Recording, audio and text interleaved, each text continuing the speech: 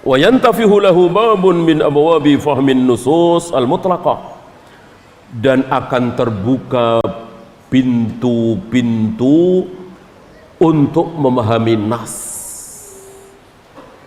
Berapa banyak nas-nas Al-Quran itu yang tidak difahami oleh sebagian kaum muslimin. Kenapa? Pintunya masih tertutup.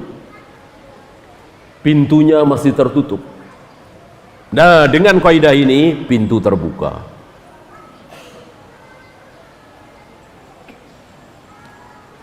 Wa'bud rabbaka hatta ya'tiyakal yaqin. Sembahlah Rabbmu, sembahlah Allah sampai kamu yakin. Ini masih tertutup. Ini perlu dibuka pintunya. Jika tidak mendapatkan pintunya, tidak terbuka, maka akan salah faham dengan ayat ini. Dan terbukti ada orang yang beranggapan, berkeyakinan bahwa di saat-saat tertentu, di keadaan-keadaan tertentu, di derajat tertentu, ketika sudah betul-betul iman, betul-betul yakin, maka tidak sholat tidak apa-apa, tidak puasa Ramadan tidak apa-apa, gara-gara ayat tadi, sembahlah Allah sampai kamu yakin. Mereka memahami menyembah Allah itu ada batasannya. Kapan? Sampai yakin. Berarti kalau sudah yakin, tidak menyembah tidak apa-apa. Nah, lihat, ini bukan satu dua orang yang terkena syubhat ini. Dan saya kira antum pernah mendengar ada orang yang beragamanya itu punya level-level, tingkatan-tingkatan. Tingkatan pertama syariat, naik tingkatan lebih tinggi hakikat, terus naik lagi yang tertinggi ma'rifat, gitu. Jadi orang itu punya level-levelnya, ya. Antum yang duduk di sini, oh si fulan masih syariat tuh, ya, masih bahas bagaimana wudu, bagaimana sholat, bagaimana melempar jumroh yang benar, ya biarin aja, dia masih syariat. Kita kan udah tinggi nih, udah hakikat, gitu. Naik lagi torekot, nanti yang tertinggi makrifat, itu sudah paling tinggi, ya.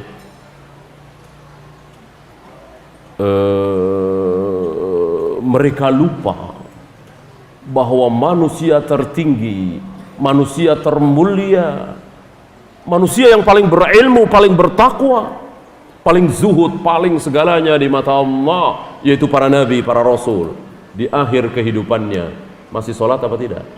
Masih. Ya, itulah kesesatan. Ini kan sebetulnya mudah sekali, tapi begitulah sesat. Ya.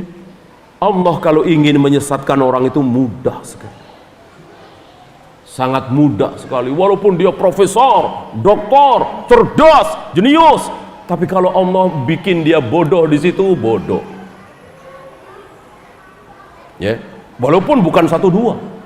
Ya. Ada pemilihan gubernur atau wali kota atau presiden, calonnya cuma satu.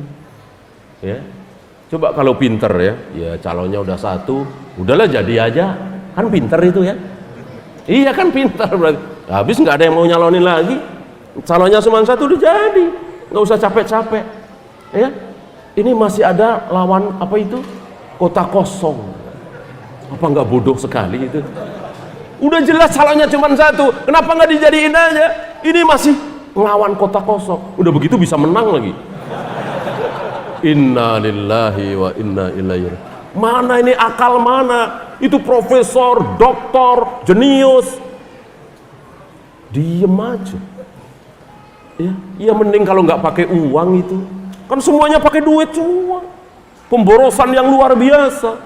Apa sudah kelebihan duit, orang para pemilih sudah kaya raya semua, kan masih banyak yang miskin, dihambur-hamburkan. Ini luar biasa. Allah kalau mau bikin bodoh seseorang, mau profesor, mau doktor, bahkan mau ulama sekalipun, ya, Antum barangkali ketawa ya, ulama besar nih, tapi Allah bikin bodoh di situ. Ya, ketika ada bab ya tentang haramnya safar Itsnain, gitu ya, Itsnain. Nggak boleh ya, jangan safar itu Itsnain. Itsnain itu apa? Itsnain itu bisa Senin, bisa dua, ya kan? Maksud sabda Nabi ini, jangan safar berdua, minimal bertiga. Kan safar sendirian satu setan, safar berdua dua setan, safar bertiga, nah itulah yang betul-betul safar. Nah, itu ada riwayat, ada sabda Nabi, yahrumus safar Itsnain, haramnya safar Itsnain. Ini si ulama ini ulama ya, ini ulama ya, mengatakan haramnya safar hari Senin. Ini kacau ini, ya, nggak ada pendahulunya, ya. Bahkan di situ dia juga terbengong-bengong ya. Kenapa kok? Karena kalau disunahkan nih, nah, ini menunjukkan bahwa ulama sekali berapapun, orang pintar apapun, kalau Allah bikin bodoh, bodoh. Di sini tidak boleh kita sombong. Saya jenius, saya cerdas, saya pintar, saya profesor, saya doktor. Masa saya nggak paham gitu saja? Nah, mudah sekali. Ya sekali Abu Bakar dan Umar, salah hanya masalah di haji tamattu.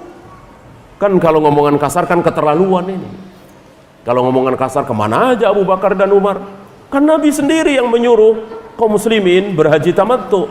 Kenapa Abu Bakar dan Umar tidak membolehkan haji tamattu? Ini kan parah, tapi begitulah. Kalau Allah mau bikin bodoh, bodoh apalagi yang bukan ulama, yang bukan sahabat,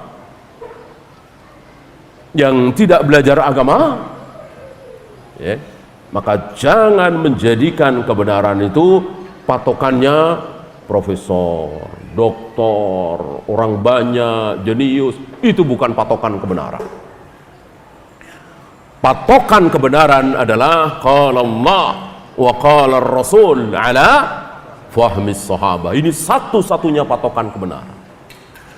Apa kata Allah, apa kata Rasulullah, dan itu yang difahami oleh para sahabat berdasarkan kesepakatan sahabat.